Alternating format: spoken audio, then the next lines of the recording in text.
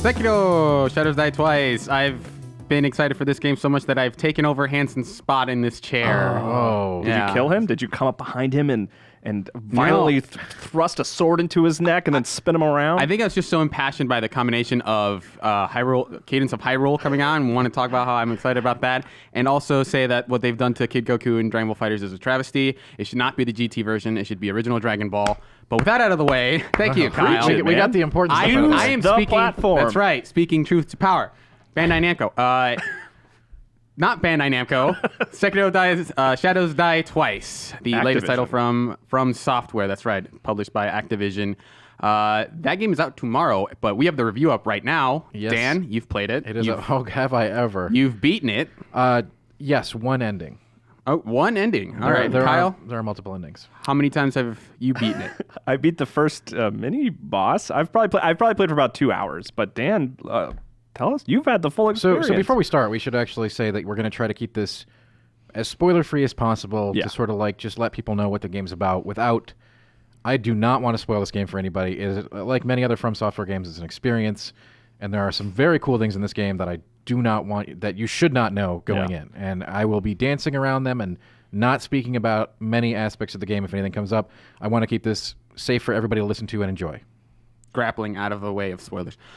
So Dan, so just in general, like in your review, you say that this is one of the hardest games you have ever played. That is true. Is that relative to the series or to all video games? So there are two factors in this, and that's relative to all video games. But one thing I want to bring out strongly first, especially since people who are interested in this game are going to be Souls players, probably first and foremost, and that is the play style of combat in this game is a major hurdle that you're going to have to get over, because you're going to treat it like a Souls game or a Bloodborne game where you start dodging out of the way and trying to pick your opportunity moments. You know, this is all about actually staying in their face as much as possible and actually parrying and countering.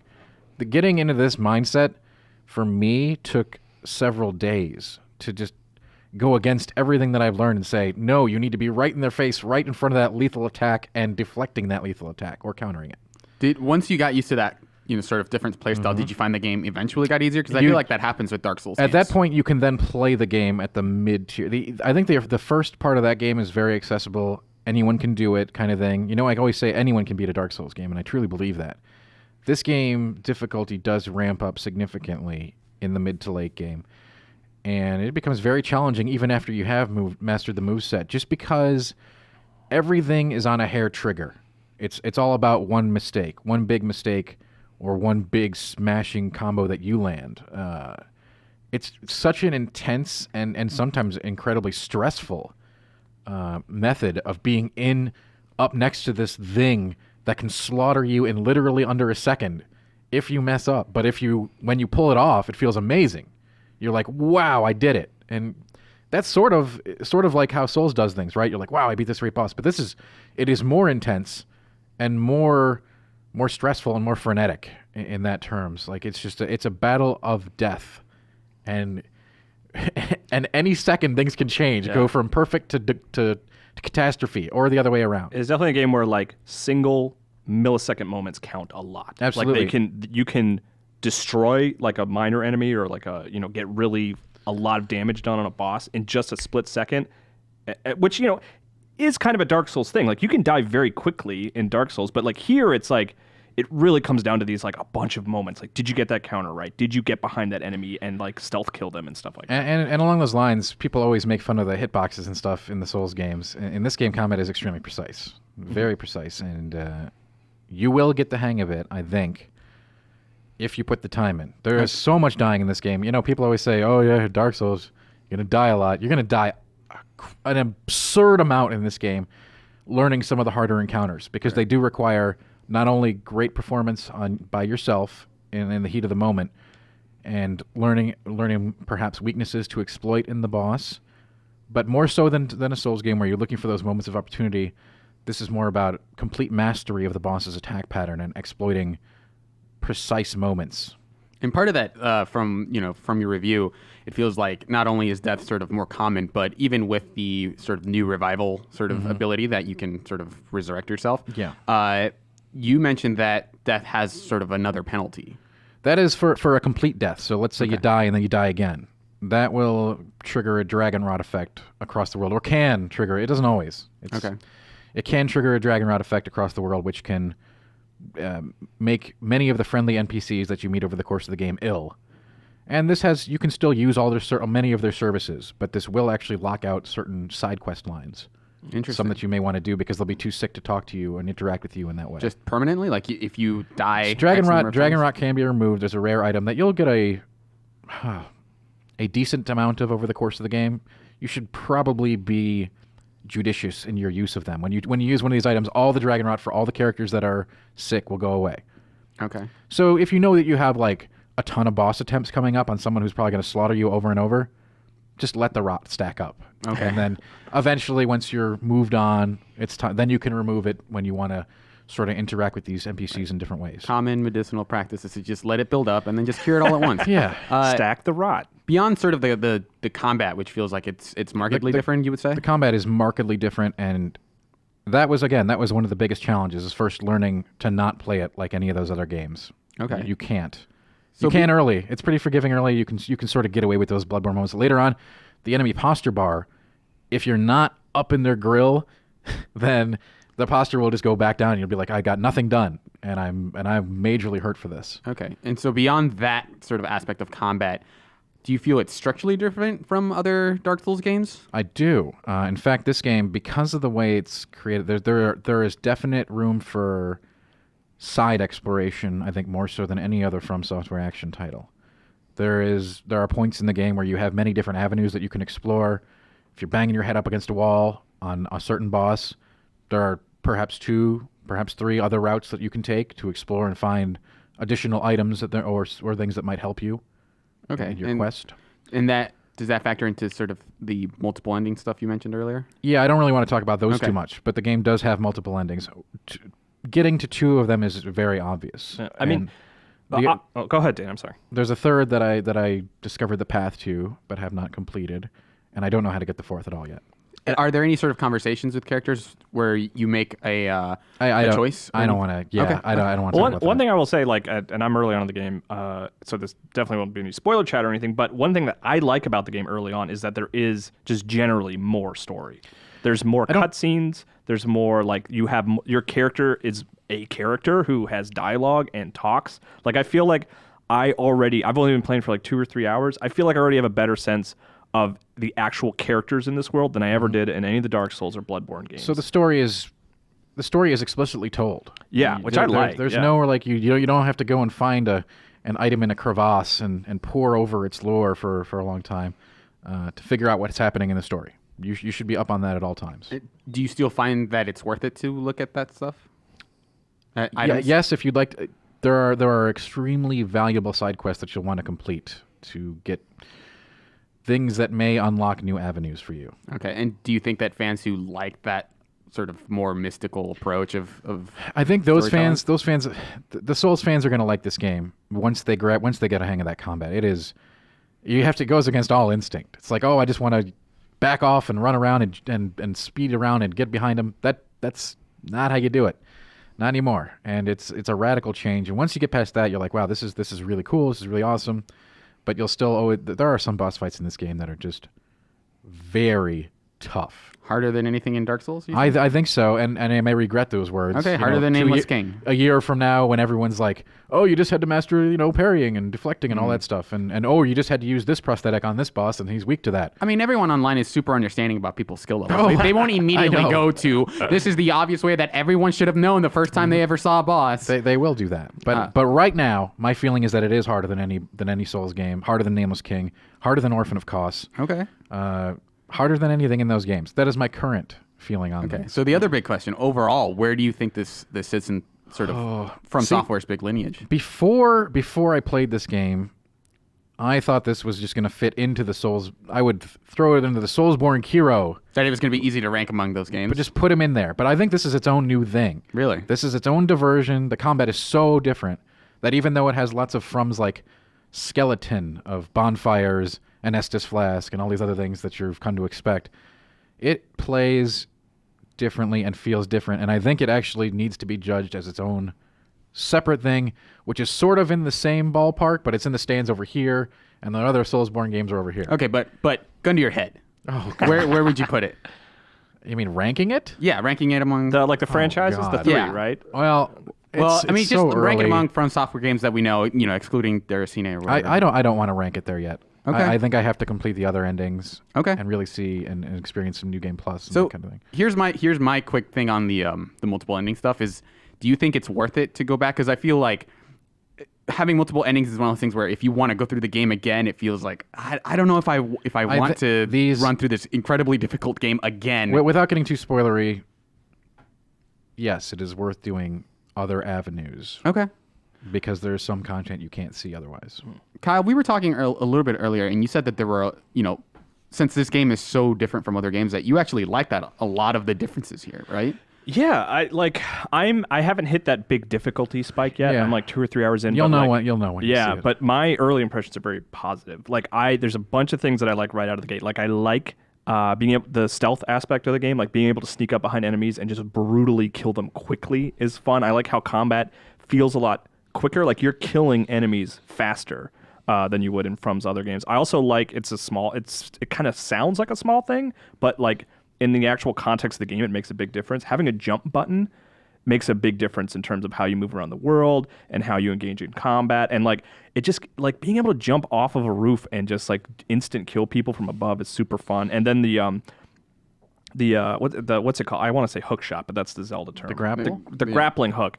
Like I love how it changes the way you move around and explore. Because like I'm kind of an odd Dark Souls fan in that like From Software's games, I love like moving around those worlds. I like taking on the little skirmishes with the smaller enemies. I've never really enjoyed the boss fights. Like the boss fights always just kind of become this like barrier to like get to the next area that I want to explore. Like that are just kind of frustrating ultimately. Like that's just my personal feeling on it. And what I like so much about Sekiro is that it makes like moving around the world like just so much more fun. Like jumping around, sneaking up on people and killing them, and then like like grappling your way out of there. Even in the middle of boss fights, if you want to just catch a breather, there's at least in the few that I've done, like there's an opportunity to get up and kind of just catch your breath for a minute while you're trying to figure your stuff out. And like I'm so far, I am really having a good time with it. You think you like it more than most of the other From Software games you played? I'm only like a few hours in, so I don't want to like put my stamp there and say like, Sure. yeah, this was the best. But like just for the things that I personally like in games, like good movement, good jumping. I also like that you play as an individual character who is like a person with a personality. Those things may make a stronger first impression than any of the Dark Souls or Bloodborne did for me. Here's another question. Do you think that this will appeal to people who don't like Dark Souls games? Do you think if this is sort of, hey, I've heard about the Dark Souls games, didn't really take to them, you think this is a good point to say, like, it's maybe a little indifferent enough. It's still hard, but... I don't know. I mean, maybe because, like, I think if you like stealth games, like, I think there's a lot more opportunities for fun stealth in this game. Where, with the exception of the boss fights are, like, going to continue to be those really difficult barriers. But maybe, because it does feel different enough, and it's not as like RPG intensive as those past games. So potentially, Okay. maybe. I'm curious what Dan Hop thinks. from Devil May Cry 5 to this. It is kind of weird to go between those two games. I don't know. It's if the Souls game's difficulty puts you off, I think this might too.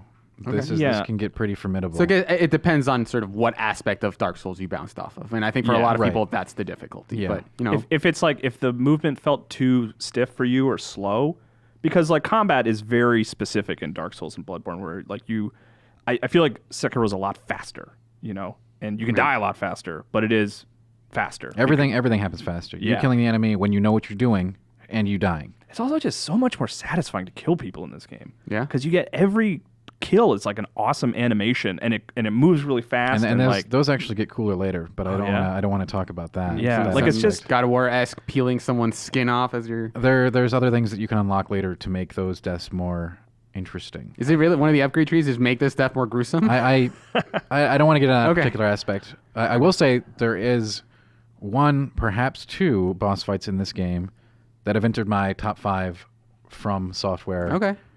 bosses. Not willing to rank the game, though, but Correct. those Not willing to rank bosses. the game against the others currently. I mean, Bloodborne is still my favorite, but then putting Sekiro against the others head to head, I'm not ready to do that yet. Okay. However, one of the bosses that has already been revealed is one of my favorite bosses. In fact, Miyazaki talked about this boss, and he's now my favorite as well. Mr. Underhanded guy? Or? No, Mr. Underhanded guy can go. I'm not talking about Mr. Underhanded guy. In fact, I'm actually curious about which fight he meant by that, because there were two fights that I could have thought were the ones that he was talking about for that one. But the other one that Miyazaki talked about in our interview, this isn't a spoiler because he already talked to it about us, but the ape. I'm not going to go into anything about that fight except that it is now one of my favorites. Do you think it's similar to the ape in Astrobot, the giant robot that was helping you through that one level? We had to knock out his teeth. A game you've obviously played? I have not played that Okay. game. And I would also wager this fight's a lot different. Okay. You got a score, right? Yeah. We do have a score. What is the score, Dan? The score is a 9.0. Is that the same as Dark Souls 3? No. Okay. Dark Souls 3 got a 9.25 from me. Okay. What else do you want to say? Yeah. I don't know. I mean, I feel like there's a lot more to talk about, but I don't know what. I feel like a lot of people want to know more about this game. Combat's fun. Jumping around is fun. Environments. Okay. People have asked a lot of questions about a couple of different things. How long does it take to beat the game? Environments. I want to cover all this stuff. So I would say for a Souls player to acclimate and then complete an ending, and this is all very variable because some of these boss fights do take hours to master. They might take you 2 hours. They might take you 6 hours. I know one of the fights might take you 10 hours, maybe more. Okay. That one. So I'd say, people have been concerned about game like I'd say anywhere from 45 to 70 Hours? Yeah. Okay. That's my estimate. Are you doing a lot of Metroidvania-esque You are backtracking? there are Metroidvania aspects that I'm not going to go into specifics about, but you are rewarded for exploring earlier areas with newfound abilities. Do you feel like the game is telling you that naturally, or is it a thing where you have to remember? It's pretty explicit. Okay. It's pretty explicit. Do you think the areas sort of benefit from having, here's sort of different ways to engage? Because that's one of the things that, from when we did the cover story, that was one of the things that stood out to me most. I think there are some really cool, actually, set piece moments that they accomplish because they have these new traversal options. And you saw one of them in the video we posted yesterday with the snake, where you're sort of just hiding and enduring this giant monster near you. And I think there's some other really good ones that I can't talk about, but that really play into this whole like ninja fantasy. There's a really cool moment that involves fast traversal and a bridge, and it's fun. Okay. All right. It's fun and cryptic. yeah, I got to keep it that way. Okay. And let's see. Well, you want to talk about the environment? People ask, environments are great, and people are worried it's all going to happen in that one Japanese castle that they've seen 1,000 times. It doesn't. There are some varied areas, and the game plays with. Well, no. All right. Yeah, there's. I'm going to list out some crazy concepts, and you react however you I don't. want. I don't know. Aliens. I think we should just stop there in terms of that. Yetis. I do want to keep this completely safe for Abominable everybody. I know snowmen. it sucks not to talk about stuff, Crossovers. but this is all stuff we can talk about like a month down the line. Okay. When everyone's had their spoiler cast. yeah, exactly. When everyone's had a chance to get in there and see it for themselves. But there are varied environments and varied enemies. You're not just going to fight samurais and ninjas the whole time, or like poorly equipped guards. And there's an I'd say around the same enemy variety as the other games. Okay. And along with the ending stuff, do you feel like the upgrade tree was just sort of their big shift between like, hey, instead of making your character like a wizard, you can just use the upgrade tree a different way. Do you think that adds I anything? think because of the way combat is so centric in you learning how to counter and parry and dodge appropriately, that you're right. They couldn't have done it in another way. Like, what is the tanky build going to do? Just sit there and take a flurry of stabs in the face, and the wizard just wins? Like, wait, it sounds like Dark Souls. Yeah. Yeah, I think that had to be done, and I think that there's still upgrades. Like, that's not a lot of people don't know, but you can collect 4 prayer beads to increase your health and posture, and more importantly, every time you beat a major boss, you get a memory, and the memory gives you 1 attack power. You start the game with 1 attack power. So like a move or No, just your attacks will do more damage and posture damage. Okay. And So- you can't upgrade your sword, right? You have one sword this- throughout the whole game, right? Or is that spoilery? All right. Yeah, that's spoilery. Okay. But you will be using that same katana for. Yeah, I'm not talking about swords. No talk about swords. Okay. The memories. So you start off with 1 attack power. Every time you kill a major boss, you get 1 more attack power from that memory. And this is important when you get to that stage of the game where you have multiple avenues to explore. You hit the wall on one boss and you're just like, I can't do it. I just can't do it. Killing another boss will give you a significant increase in your attack power to tackle that battle. Okay. So when you find yourself stuck on one, you maybe have another one, maybe even two different routes you can take to sort of hedge that and sort of make life a little easier for you.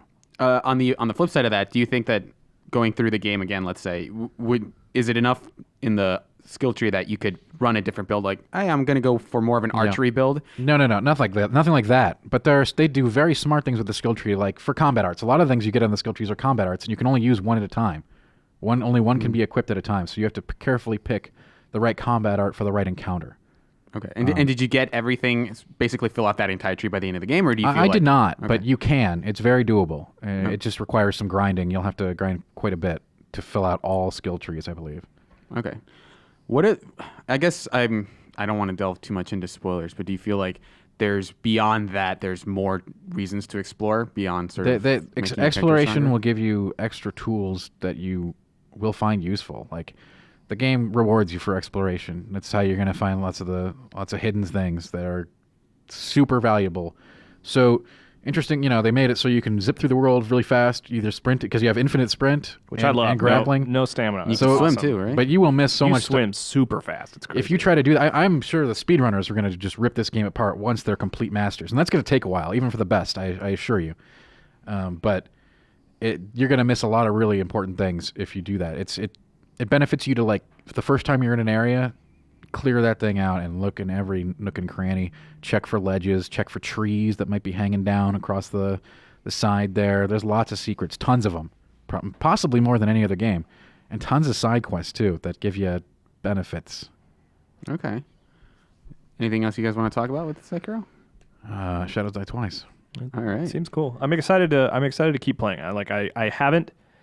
I'm gonna hit that difficulty wall for sure. Like, I could see it in the distance, but like I said, first impressions very strong. Like, I'm having a great time in the first couple hours. So no reason fans of Dark Souls games shouldn't pick this up, you think? I think if you like other From Software games, you're gonna love this. What about Tenchu fans? I haven't played Tenchu. Okay. I mean, it's a stealth samurai. You're gonna love this game. Again, it takes acclimation, and that might be the most challenging part for the hardcore fans. Well, I can't wait to play it. You know what's Kyle, funny? I believe in you. You believe in me? Yeah, I think you can do it. I have renewed faith. Thank you. Great. That was just a clip from a larger show called The Game Informer Show. You can find it on iTunes, Google Play, or GameInformer.com. We take the fun opportunities and exclusive information from Game Informer magazine and boil it into a show that airs every Thursday with exclusive cover story information, developer interviews, a lot of fun stuff. So come love games with us.